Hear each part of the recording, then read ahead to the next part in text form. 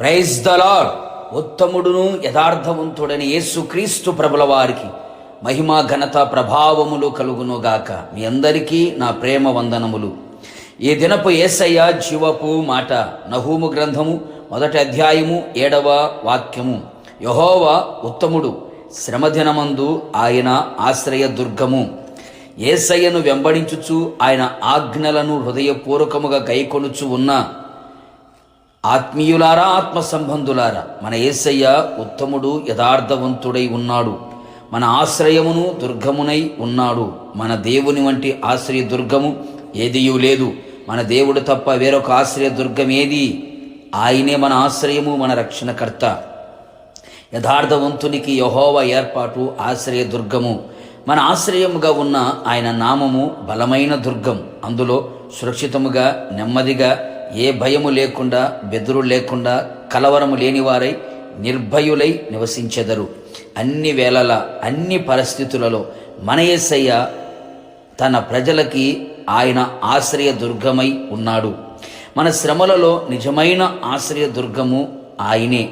చాలా పర్యాయములు మన జీవితంలో ఎదురవుతున్న శ్రమలు, బాధలు, ఇరుకులు, ఇబ్బందులు, ఆర్థిక ఇబ్బందులు, అనారోగ్యపు పరిస్థితులు, అసమాధానపు కార్యాలు, శత్రువు కార్యములలో మనకు ఆశ్రయముగా ఎవ్వరూ నిలిచి ఉండరు.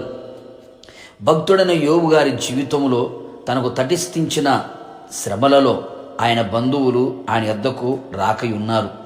ప్రాణ స్నేహితులు మరిచిపోయి ఉన్నారు. తోడబుట్టిన వారు, చిన్న పిల్లలు కూడా అసహించుకొనుచున్నారు, తృణీకరించుచున్నారు.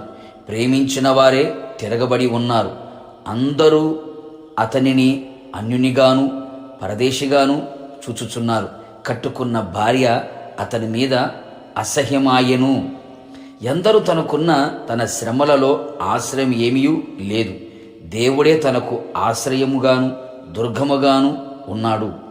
నా ప్రియ పరిశుద్ధ దైవ జనాంగమా, నీ జీవిత పరిస్థితులలో ఇలాంటి అనుభవాలు ఎదుర్కొంటున్నవా? కలవరపడకు, కృంగిపోకు, బలహీనునిగా, శక్తిహీనుడిగా మారకు.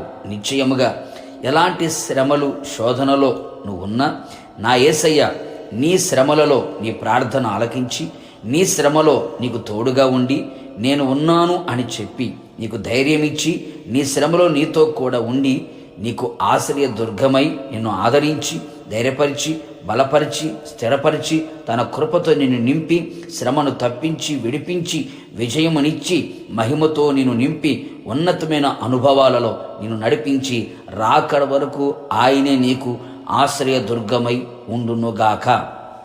ప్రార్థన. ఉత్తముడైన నా యేసయ్య, నీ పరిశుద్ధ పాదములకి కోట్లాది స్తోత్రములు చెల్లిస్తున్నా. ఈ దినము మీరు మాకు అనుగ్రహించిన మీ జీవపు మాట కొరకు స్తోత్రం. ప్రవ్వా, మీరు ఉత్తముడై ఉన్నారు, యథార్థవంతుడై ఉన్నారు.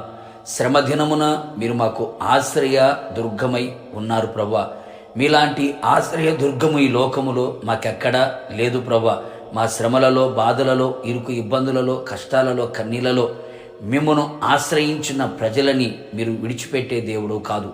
దుర్గముగా ఉండి సురక్షితాన్ని, క్షేమాన్ని, నెమ్మదిని కలుగు చేయగలిగిన దేవుడు. ఇదిగో ప్రభా, నీ ప్రజలందరినీ మీ చేతులు సమర్పిస్తున్నాను.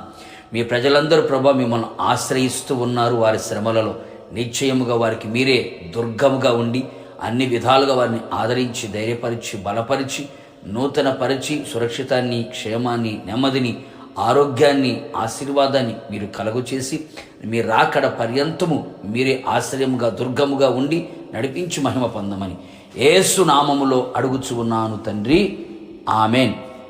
నిశ్చయముగా నా యేసయ్య మీకును మీ కుటుంబ సభ్యులందరికీ మీ శ్రమదినమందు ఆయన ఆశ్రయ దుర్గముగా ఉండునుగాక.